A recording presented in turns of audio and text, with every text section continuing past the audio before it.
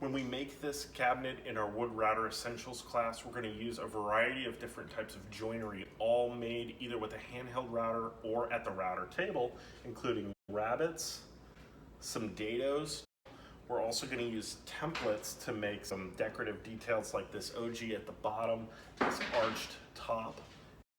And we're going to create a raised panel door using rail-in style joinery, as well as raising that panel to give us a really nice aesthetic look.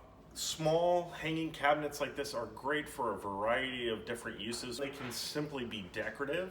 They can also be used to store things such as keys, dog leashes. If you hang it near your front or back door, add a few little hooks to the cabinet. You can also use it to store things that you've collected throughout your travels around the world or on vacations.